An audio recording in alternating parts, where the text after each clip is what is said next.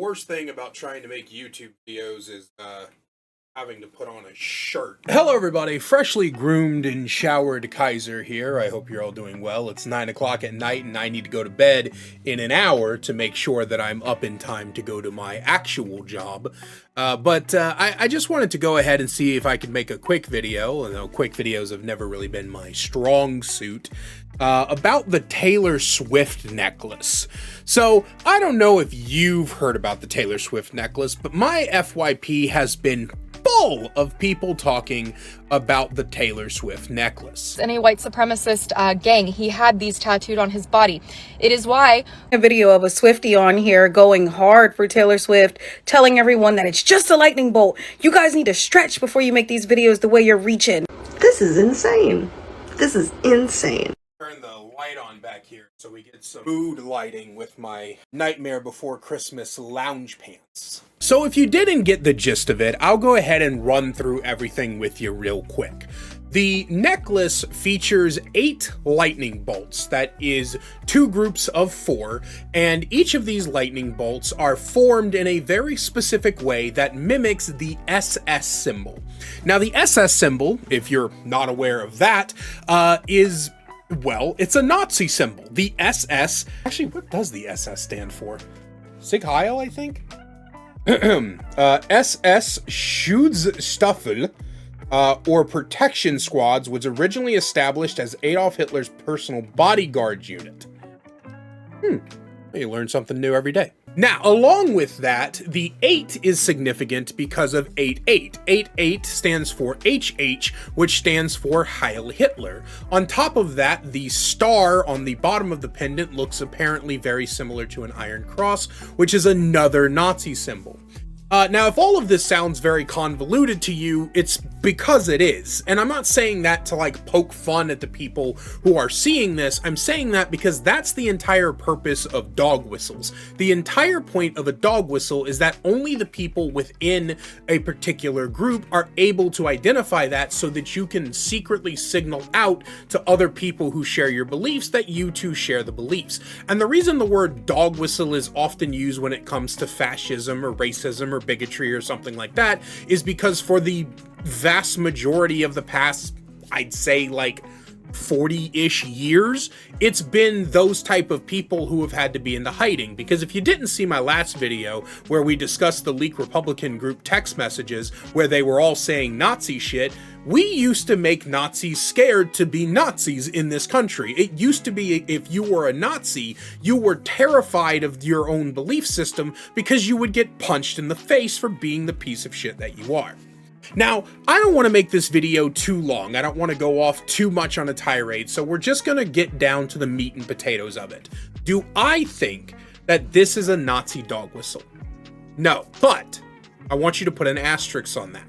Because just because I don't think so, that doesn't really matter. Nor does it matter that there's some people out there that don't think so. Now, I'm not going to go into Taylor Swift's fan base and their adamant defending of her because they will defend her from anything. Taylor Swift's fan base is very similar to Trump's cultish fan base, where Swifties will defend Taylor.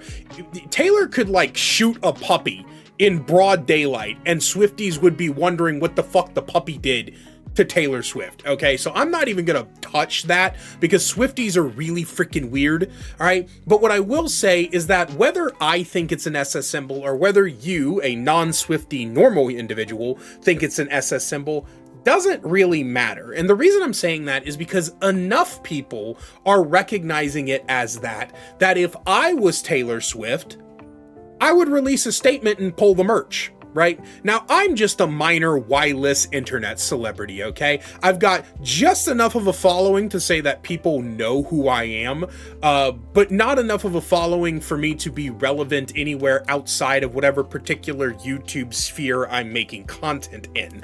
And if I released a piece of merch that had a significant number of people saying that, hey, this looks like a call sign to Nazi dog whistles, and I mean like actually significant number of people with actual reasonable takes, not a bunch of trolls that are trying to like be dickheads, right? I'm talking about actual reasonable discussions about it. I would pull the merch, I would apologize, and I would probably say something to the effect of, hey, I didn't know that's how it come across. I'm getting rid of it. We're redesigning it. I'm sorry that was the impression that came across, and I would fix the problem.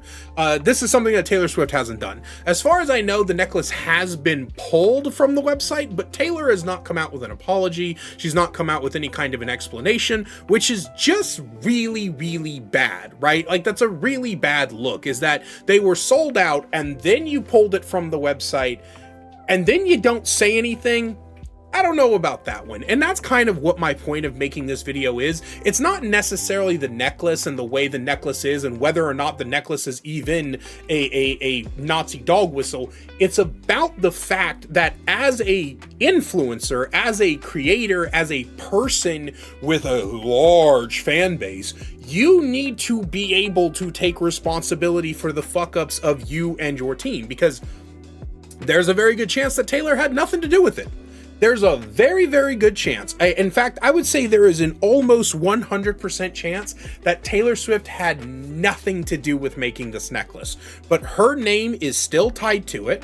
Her face is still tied to it. Her brand is still tied to it.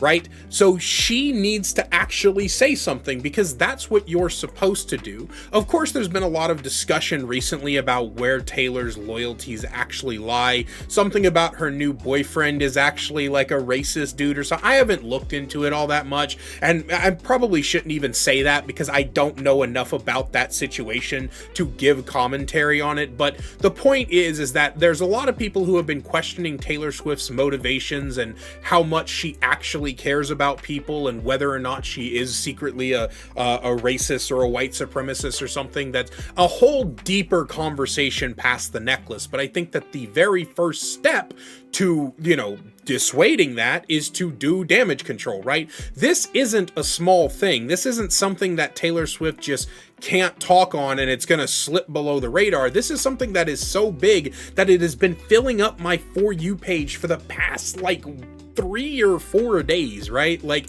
I am not like other commentary YouTubers. I don't seem to get all of the trends and everything that happen on TikTok. So whenever something is constantly being talked about on my For You page, that means it's probably getting pretty big.